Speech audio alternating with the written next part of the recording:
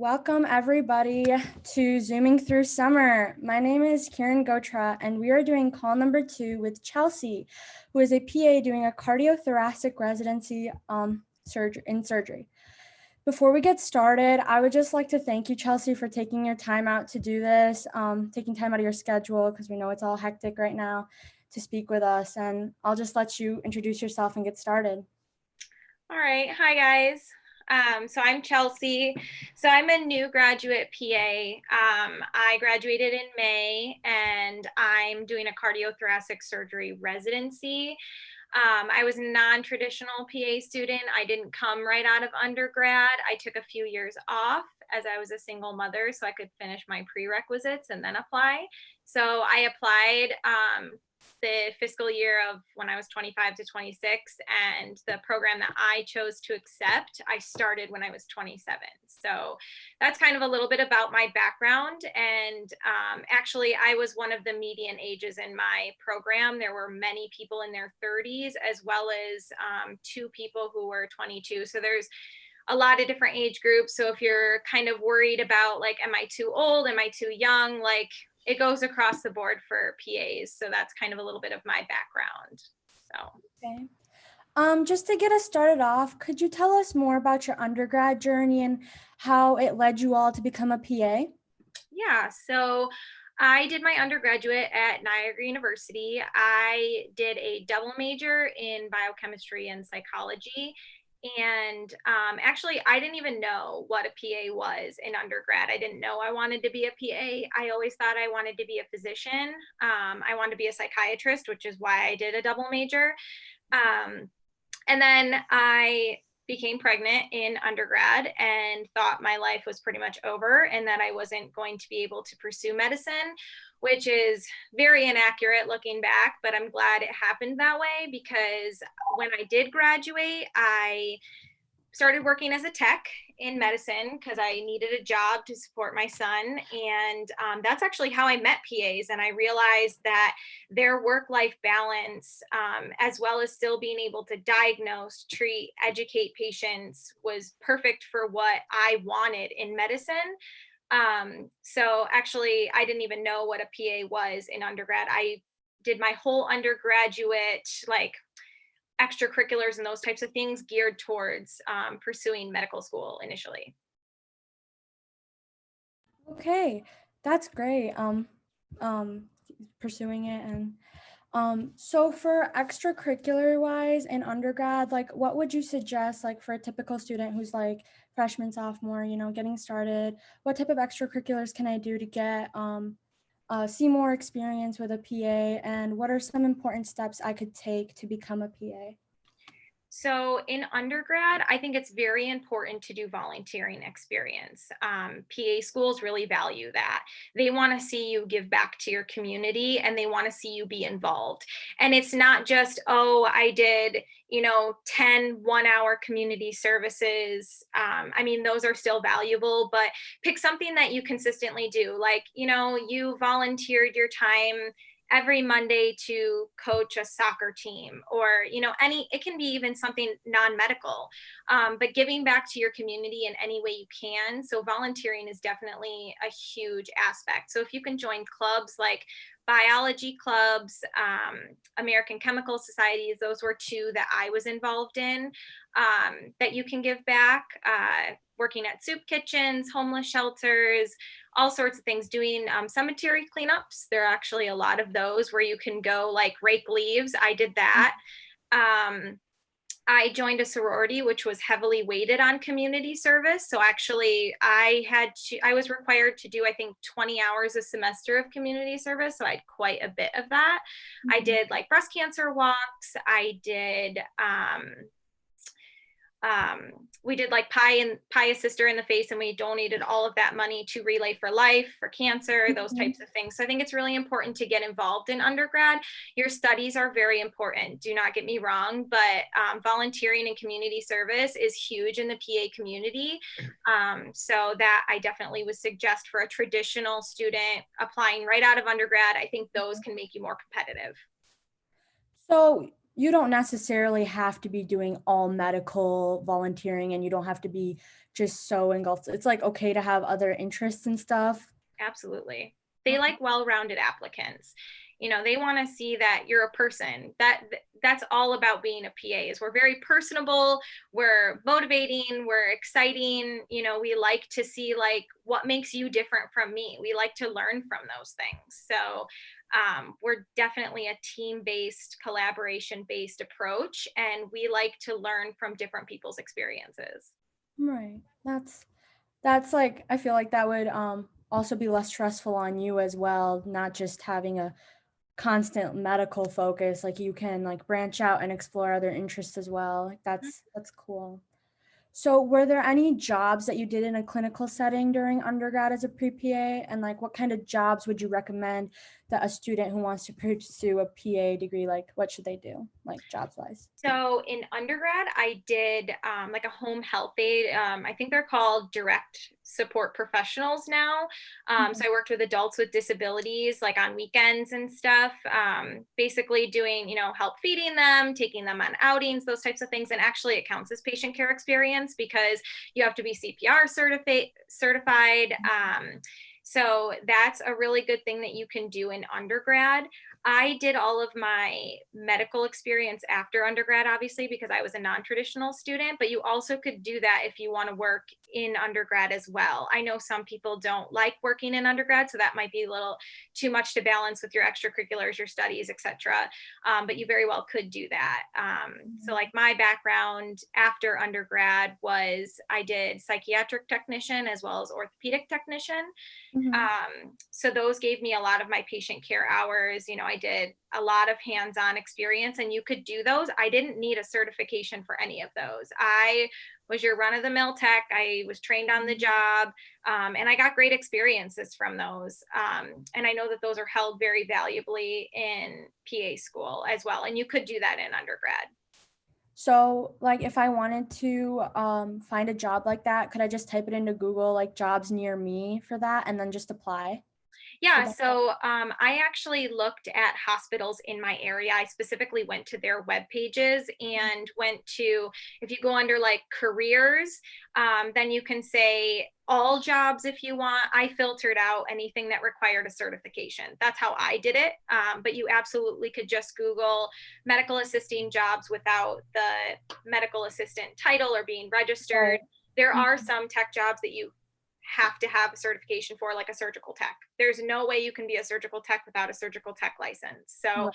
those are not going to be available to you guys if you don't have those certifications, but there are tech positions that you do not need a certification for.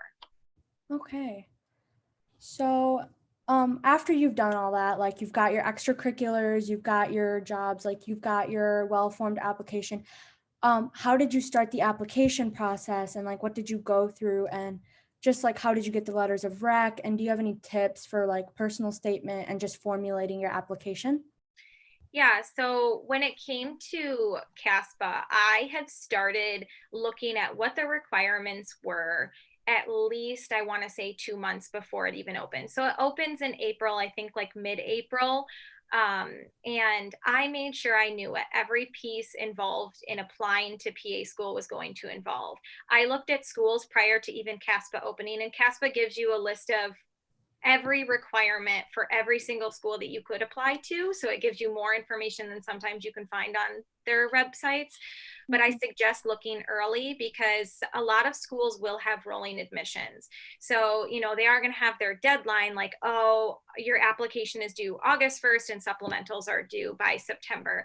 But some schools are like, if you're bringing in your application in June, we'll be like, we like this candidate. We're going to interview that candidate. So it's important to look at your schools early. Know what schools you like, know what you like about those schools, and plan accordingly. So, as for getting your shadowing hours, I know that's really difficult for you guys in this time right now, but there are clinics that do accept students for shadowing. Actually, my fiance is applying to medical school right now, and he just did 3 weeks of shadowing in a pediatric cardiology office. So, if it's a private clinic, it's basically up to that physician or PA or NP or whoever you're trying to shadow if they'll accept you. So you could reach out. worst case scenario, they say no to you, and then you have to do these types of things. But why not try? And that way, if you do get an interview, they can be like, I noticed all of your shadowing is online right now. Did you reach out to anybody? You can be like, actually, I reached out to 5 clinics, 2 hospitals, etc. That shows your dedication to the field. So that's important too. Obviously I didn't have to do that in my application process. I'm just trying to make it a little more relatable for you guys right now. Mm-hmm. For my letters of recommendation, they were all from PAs and MDs that I worked with. So it's very important that you have a PA that says they are good for this field, because we know what we want in our field. We know what we want represented. So if a PA is vouching for you, that's going to hold a lot of merit for us. We also really like to see MDs giving you letters of recommendation, because we have supervising physicians. Those supervising physicians are going to want to know, is there an MD that would vouch for this person and be like, yes, they would be a great asset to the medical community. So I had 2 PAs, an MD, and a professor. You're only required to have 3 for most schools, but I wanted to also speak to my academic abilities, because I know some people probably have followed me, from my TikTok, so they know my GPA going in. So we'll just talk about that now. So it's out in the open. So actually my undergrad GPA was a 2.85, and I didn't focus my 2 years in undergrad, my first 2 years. Each semester I trended up, and so that would make my overall GPA 2.85. So when I decided I wanted to go to PA school, I saw that I didn't meet the minimum requirements, but I also hadn't taken micro, I hadn't taken A&P, I hadn't taken genetics. So I took all of those courses while I was working as a tech, and I maintained a 4.0 in all of my prerequisite courses. So my applying GPA was 3.01.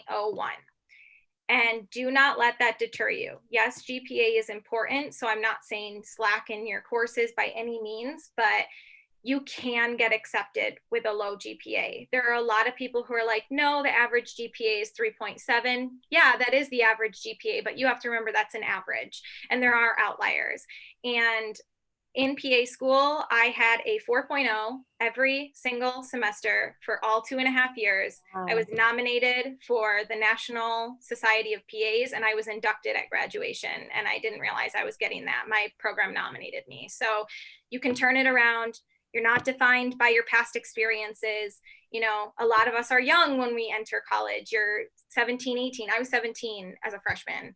So don't let your GPA hinder you from even applying to PA school. It will be hard, and you will get a lot of rejections. I think I had like 7 rejections right off the bat. And it's probably because I got weeded out from my GPA.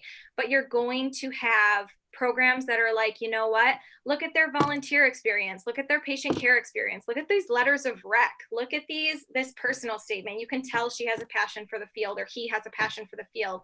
So you really want to make your application holistic in a sense, because you don't want to go in thinking, well, I already have an undergrad GPA of 4.0, so I'm a shoo-in. No, you don't want to look at that, because it's not just about the grades. Right. So I think it's very important that you look at what the school wants and what they value as a program. And that's what you really want to kind of push in your application if you're applying to that school. Mm-hmm. So even going back to the GPA thing, like you said, yours was a 3.01, but let's say someone has like a 2.9 or something that's like almost a 3.0. How, in a personal statement, how would you suggest addressing that? So if you want to address it in your personal statement, you need to do it in a professional way, but also you need to take responsibility for that grade. And that overall GPA. So you need to be able to say yes, this happened. I'm not making excuses for that GPA. I was undriven, unmotivated. You can use those types of words and then turn it into a positive. What did you learn from it? What are you going to bring to this PA program? How do we know it's not going to happen again?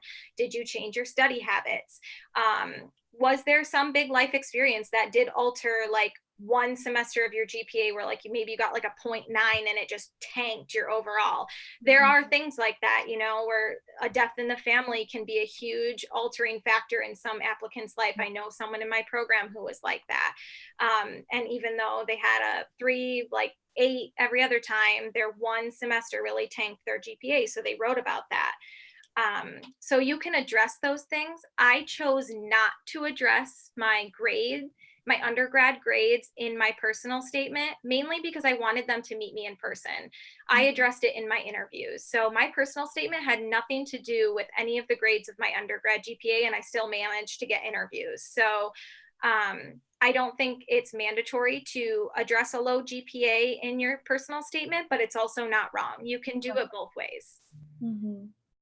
So, along with your GPA and your extracurriculars and stuff like that, were there any exams, like big tests you had to take? Like, for doctors, it's the MCAT, like, and for dental students, it's like the DAT. Like, what type of tests did you have to take? So I had to take the GRE, which is a terrible test. That's my opinion. So I used the Kaplan resources to study for that, to do the verbal and the quantitative, and I did practice writing online. So I paid that, like, I think it's like $300, or at least it was 2.5 years ago when I was taking it.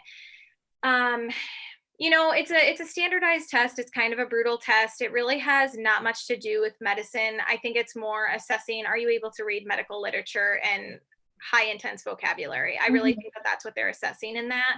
I know now, like, even my program has changed with their requirements. I looked on their website earlier this week, and they require the Casper test now, and they require the PA CAT, which I didn't have to take. That just started in the last 2 years. So those I can't really speak to because I've never had to take them. But I know that those are tests that some programs are requiring. So they're definitely tests that you want to look into. And I'm sorry, I can't really give you much info on that. But definitely for the GRE, I would take the Kaplan books and flashcards. I would bring them to work with me when I was a tech. And in between patients, I would be flipping through the vocab flashcards, and then I would like write a timed essay that evening. And I studied for about 3 months for that prior to taking it. So with all of that, what would you say, like, one last question just to wrap up the whole application process, like, what would you say that the best thing would be for a student to do in college to stand out from like every other applicant? What can I do to be above and beyond, essentially? I think patient care experience is going to hold the most merit. And that's my personal opinion. But I know that, a lot of my classmates, a ton of us had on average about 3,000 patient care hours, direct patient care. So that is something that's really important because in medical school, you get 4 years to learn how to talk to patients. In PA school, you get 1 year basically, because the next year you are on clinicals, and they want to see, like, are you going to be able to be adaptive? Are you going to be able to be thrown into these clinicals after trying to stuff 1 year of medicine into your brain and go out there and treat patients? Right. So I think that patient care experience is definitely a huge factor if you're an undergrad, because everybody's going to have the majority of people are going to have good grades. Majority of people are going to have a good GPA. Majority of people are going to find some way to write a awesome personal statement and have great letters of recommendation, because you probably wouldn't ask somebody to write you a letter of rec if you didn't think it was a good one. But patient care experience and volunteering is something that, I think is going to really make you stand out, make those things count. So, for 10 minutes, maybe we could go through the questions on just the undergrad portion. And then, after we get like the gist, like the most of those, we can move on to what you do now and your life now. Okay. So, a big one that I saw for, from people was any tips for interviews? What should we expect slash prepare for? Yeah, so I don't know if you guys have followed the Physician Assistant Forum, but it is an amazing resource that's free. You can sign up with your email, and every single school has like their own link, and you can follow what people have said about past interviews, about current interviews, because every school is going to be different. Some schools are going to do what are called MMIs, which are like multi-mini interviews, where like you go to a door and you open it and you have 1 minute to do whatever the sign on the door says. So whether it's like putting on sterile gloves or those types of things, like they have things like those. Or you could get a panel interview where you are one person sitting in front of 10 faculty members and they're all asking you questions. You could have a panel conjoined interview where the faculty is in front of all like 75 of you that they're interviewing, and you have to balance between answering enough that you're getting noticed, but not where you're overpowering other people who you should be working with as a colleague type of thing. And then there's other ones that are all day interviews, where you have multiple like 15-minute individual interviews. So it depends on what your school is doing on how you can prepare for that. I think that the PA platform and Savannah Perry, she's a PA in Durham. I did a mock interview with her, and I told her about my school. I told her their style, and she made an interview for me. It was about 45 minutes long, where she kind of grilled me with questions. And then she typed up my responses and her critiques for those and what I could improve on. And honestly, it was the best $100 I ever spent, because you can practice all day long in your bedroom with your family members, but unless you're practicing with somebody who really knows the answers that are going to leave impactful impressions. I think that was such a good play on my part, because it really helped me and she gave me a lot of great feedback. And I think you guys should really check out her platform for interview tips, because it's really good in that aspect. Great. And then there's another one that was really big I saw in the comments was, do you think taking a gap year and breaks as an EMT or like any other patient care experience would be enough hours of patient to get enough hours essentially to get into PA school, like Oh gap yeah, year? for sure. You don't have to have, the crazy 6,000 hours that I had. There are plenty of people, like there were 3 people in my class, who worked in just the summer before PA school, because they came right out of undergrad, and they had, as long as you meet the minimum requirements that that school has, then that's enough patient care hours. Just make them count. If your boss says, hey, do you want to pick up an extra shift on the weekend? Be like, yeah, I actually do. Get that experience. And then you can also show that's dedication to medicine. You can talk about that in your interviews. You could be like, I'm very dedicated and passionate about the field. Anytime there were spare shifts, I volunteered for them, those types of things. You can show that. So definitely even 1 semester is enough patient care, as long as you meet this minimum hours for the school you're applying to. So moving on to like your current life and work experience, can you tell us what your current job as a PA looks like and like what do you do in a typical day? How many patients do you see? Like stuff like that. Yeah, so obviously, just like you guys are as affected in shadowing, I was affected in practicing.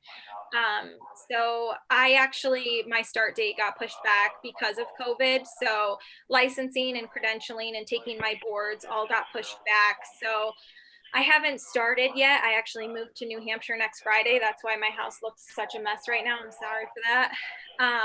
But I can tell you what it was like while I was on my Mhm. rotation, which is going to be equivalent to my residency. Battery. Sorry, could you guys please Battery. mute yourselves? It's kind of got a lot of background noise. Thank you. So a typical day in cardiothoracic surgery is you get to the hospital between like 5:30 and 6 in the morning. You immediately change into hospital scrubs, and then you go round on patients in the CVICU. So depending on what patients are yours, because some patients will be the intensivist or straight cardiology and not surgical, you wouldn't round on those patients, but you're going to round on all of your surgical cases.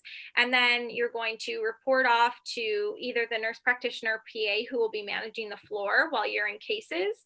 And then you report on rounds. So the surgeons will come in and you will do rounds with the surgeon on every single patient. Then you'll go down, you'll scrub into whatever case you're assigned to, whether that be a valve case or a cabbage, all of those types of procedures. It depends on that day, aortic aneurysms. And then once you've completed those cases, you take your patient back up to the ICU. You watch them for probably the first hour because it's pretty critical. They can tank really fast after that first hour. And then once they're stable, you'll write all your notes. You can check on any post-ops. If you're the PA on call, you might be doing consults or new admits or emergent cases that now need to go down to the OR that you're going to be doing with the surgeon. Taking phone calls, basically doing any procedures that you need to. If somebody needs a new chest tube, if somebody needs a central line, a swan, their balloon pump pulled, those types of things. So you're kind of just doing like procedural things, finishing your notes, and then you leave. In CT surgery, you're going to be taking call. So there were days that I would get home usually around 6 p.m., which is like 12 hours, 5 days a week. But there were days that I were home at 8 p.m. and 11 p.m. And then I'd literally go home, eat, sleep, get up at 4 and do it again. So just in my rotation, I worked usually about 60 to 65 hours a week. So it'll be probably pretty equivalent to my residency because, if not more, because my preceptors would be like, you can go home, I'm just writing notes. And sometimes I would stay and study, but sometimes, if it was 11 p.m., I'm like, okay, well, I have to be back in like 5.5 hours, so I probably should go to sleep and eat something. So I would say between 60 to 65 hours a week is equivalent to what I'm going to be doing in residency. And they did tell me that in my interview.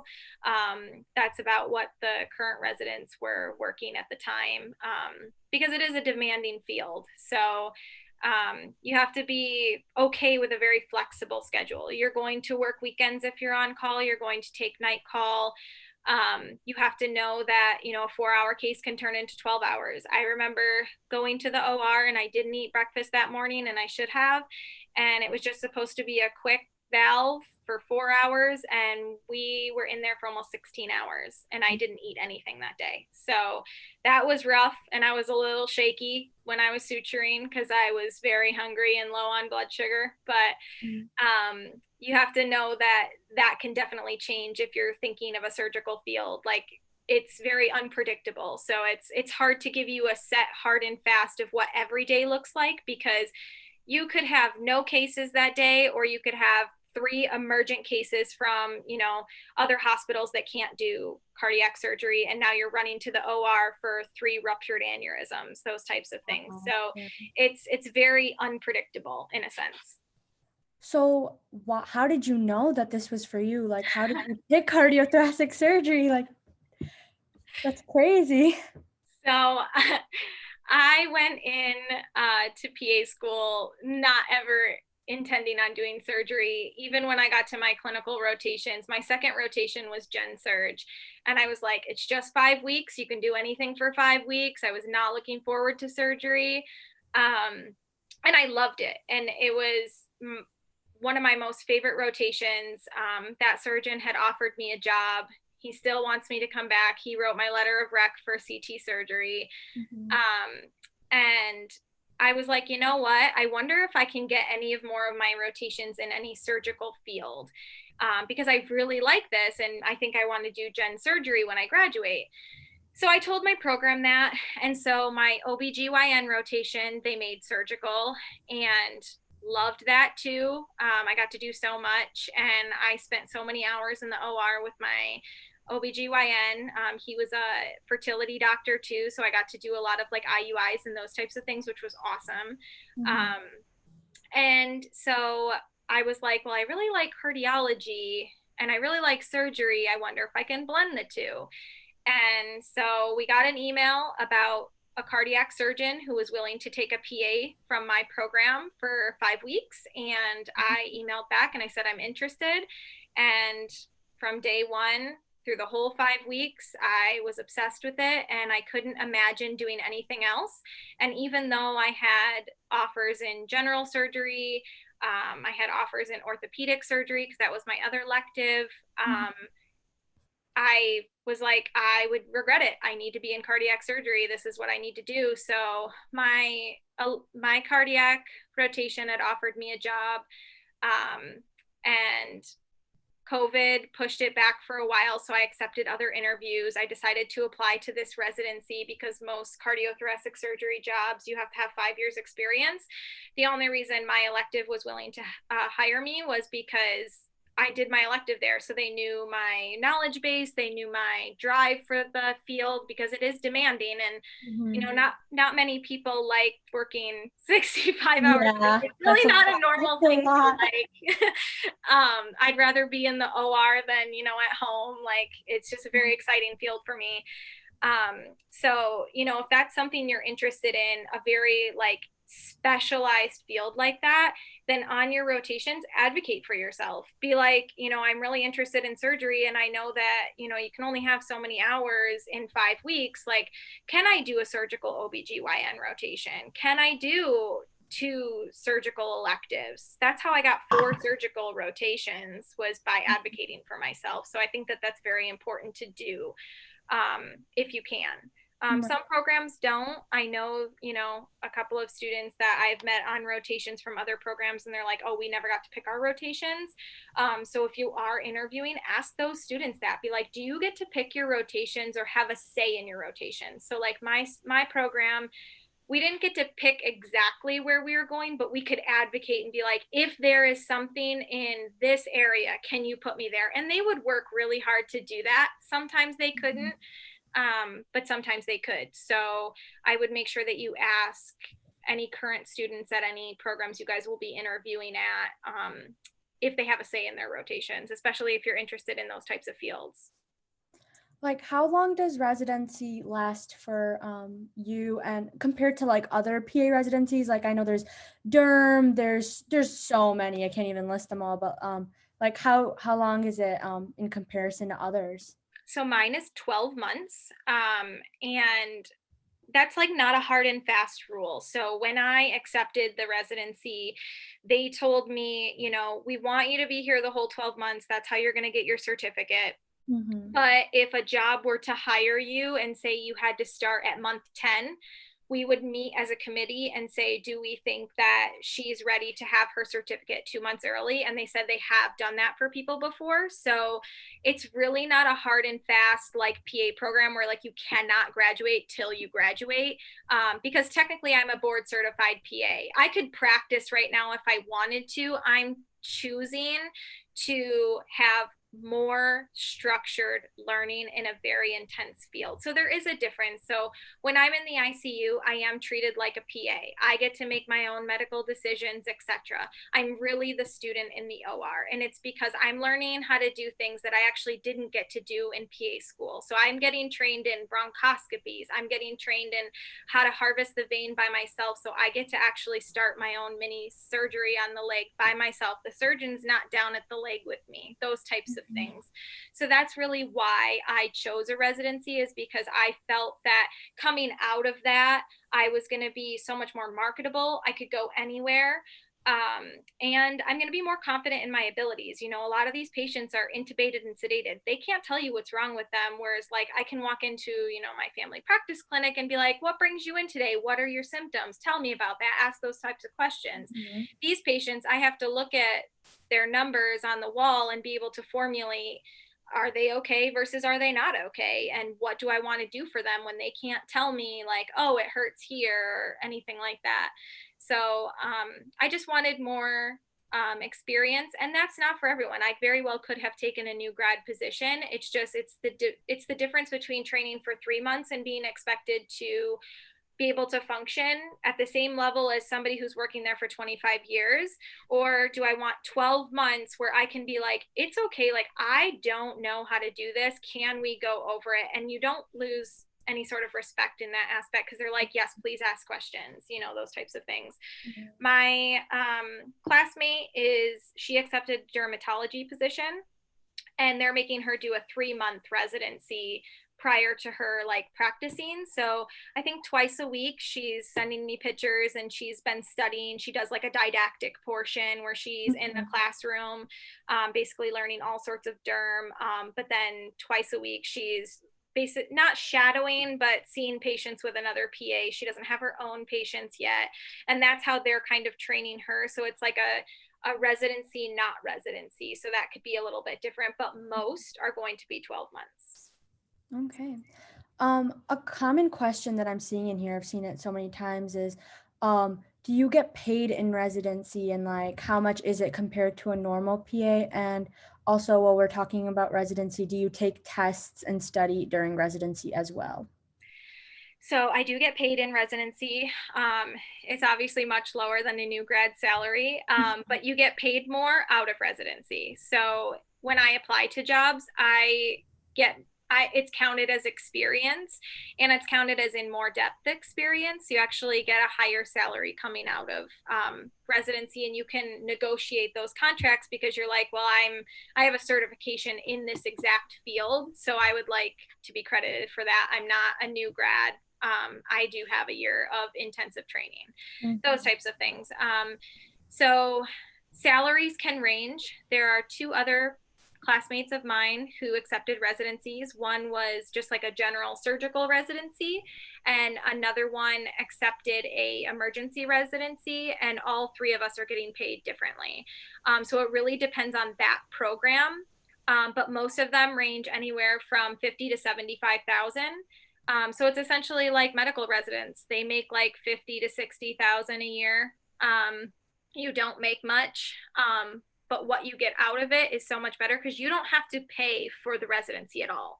So like you're not paying for school at all. So like you have to think about it like that. Like you're getting all of these textbooks. Like I get my loops for free. I get my coats for free. I get all my books for free. All of my classes are free. So like you have to like think of it in that respect. They're paying me to teach me. So like that's a good thing. So average new grad salary is around 100,000 right now.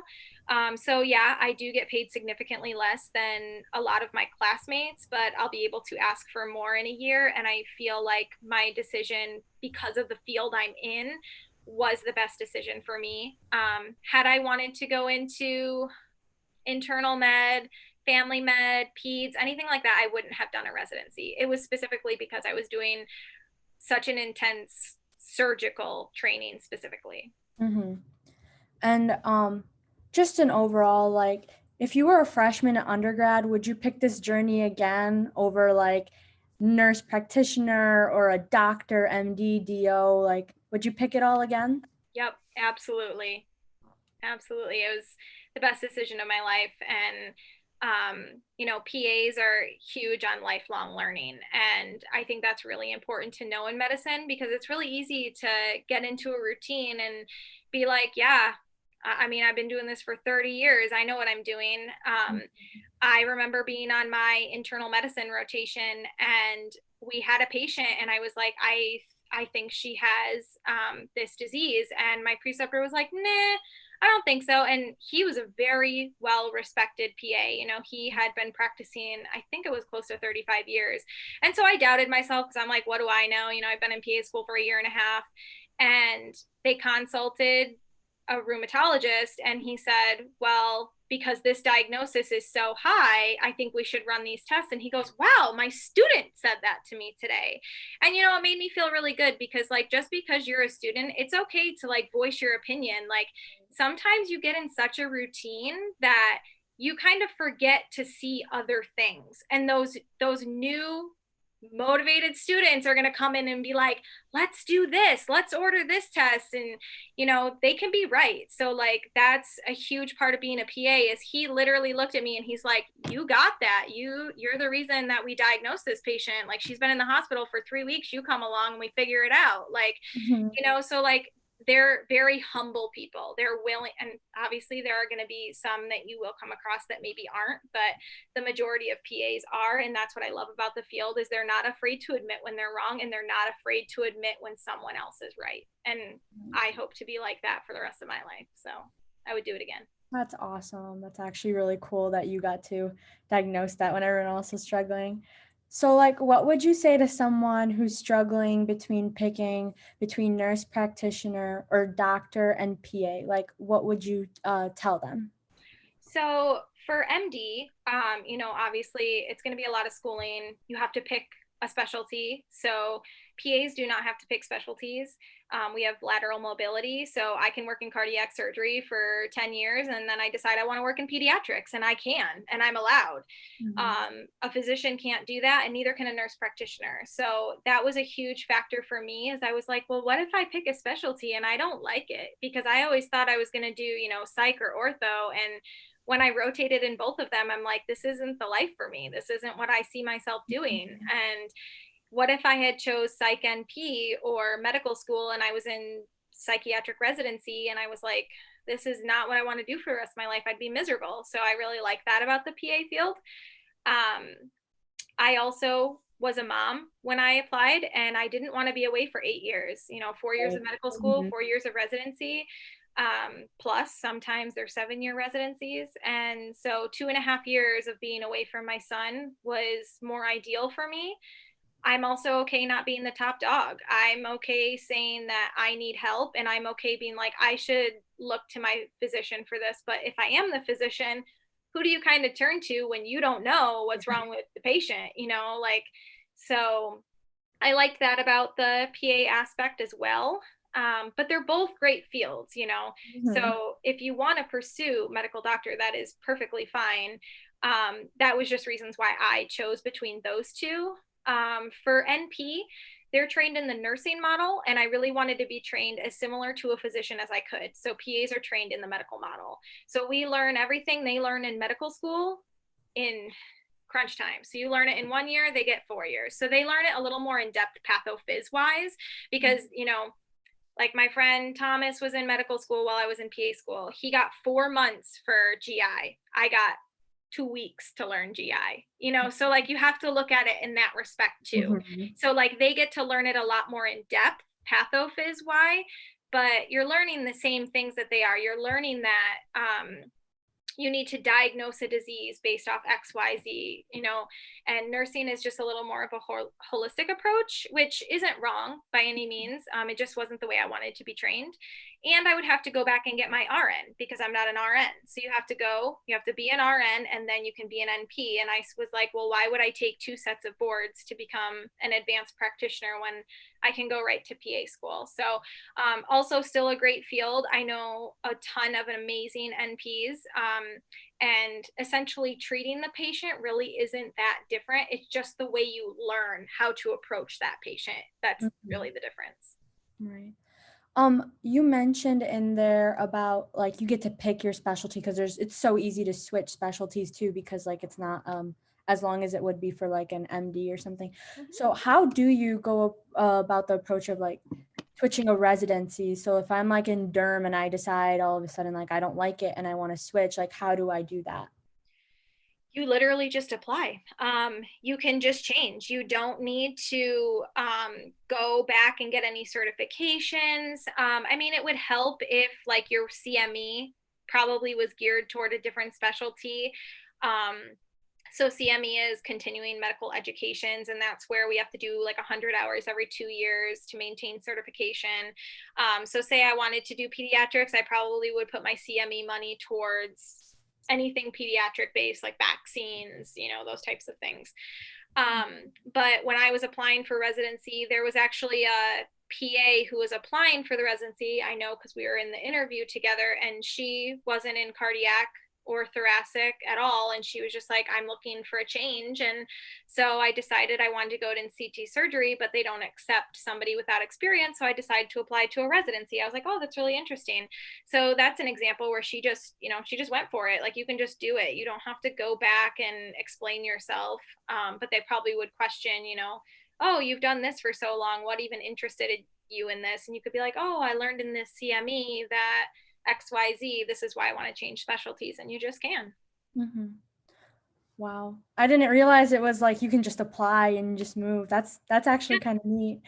Right out of residency, I could be like, you know what? I decided this isn't for me. I'm going to change. I doubt that I would do that, but I could. Yeah. Another question that's kind of big is, someone said, I heard that a lot of places don't hire new grad PAs, therefore making it hard to find a job. Is this true, or does it depend on your area? Really depends on your area. I had, for new grad positions, I think I interviewed probably 11 places. And I was offered 4 positions. So, I mean, anytime you're applying out of school, it's going to be difficult because everybody else is graduating and probably applying too. So a lot of the places that I applied, so did some of my classmates, so you're kind of competing against each other in a sense, which kind of sucks because you've been pulling each other through for the last 2.5 years and now you're kind of competitors. But there are plenty of places that love new grads. A lot of places really like to mold you into what they want and actually prefer you over somebody with experience, because somebody with experience, might have learned a different way from a different attending. And they're like, well, I don't want to like get them out of this habit to teach them this habit. Whereas they're like, a new grad, I can just be like, this is what you're doing. This is how you do it. And they do it the way that I like it. So there are plenty of new grad positions. More than half of my class had jobs 2 months before we even graduated, myself included. Okay. So just to like wrap it all up, like, do you have any like final words of advice for us? Like anything just overall in general that you just like to know, like let us know? Yeah. So I think that you need to have your list of schools that you want to apply to, write them down and write every single requirement that that school has and what that school values most. So like my school was huge on community, huge on rural practicing medicine, those types of things. So I made sure that I had all of the aspects that made me an ideal candidate to fit with that program. And I knew why I wanted to apply to that program. So I think you need to have that list. My suggestion, because of how competitive the process is you have 3 target schools, which are your like, these 3 schools, I've matched my statistics to pretty much whoever gets accepted there. I have a really good shot of getting in there. So minimum 3 target schools. Then I suggest 2 reach schools where you're like, my stats aren't great for this program, but I think my personality and what I see myself bringing to this community fits with this picture. I'm going to try for those 2 schools, but I know that I don't have a perfect chance at it. And then you have 2 safety schools. And those 2 schools are going to be like, I exceed the requirements for this program, and I think that I would be great for those programs. So minimum, you really should be applying to like 7 schools, really minimum, because of how competitive it is.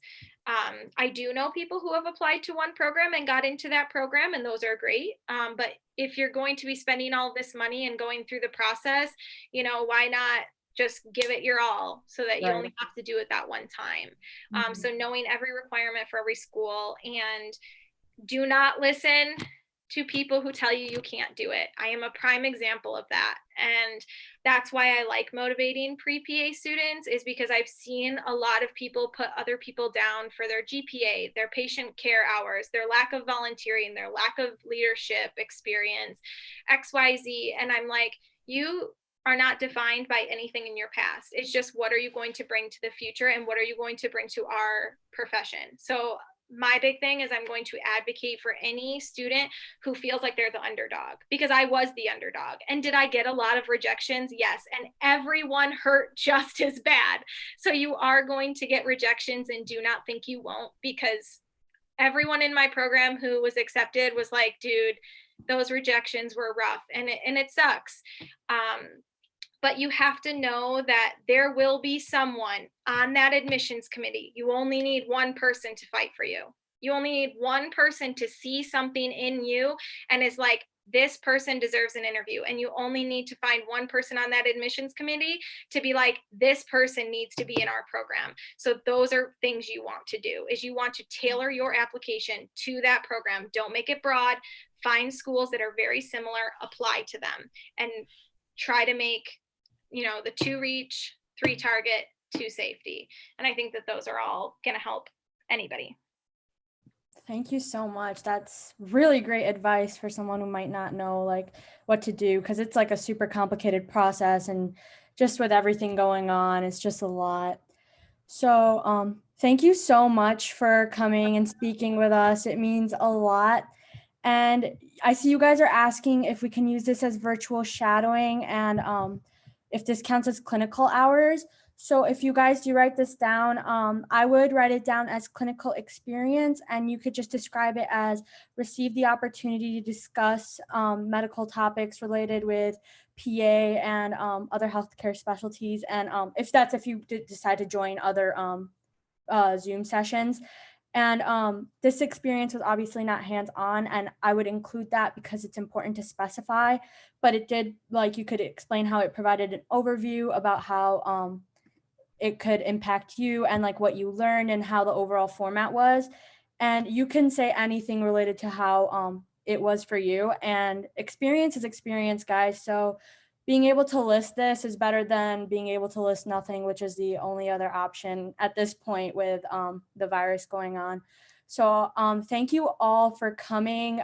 If you guys want more updates or more opportunities like this, make sure you follow our Instagram, because we are always posting stuff on there with new calls or reminders and stuff like that.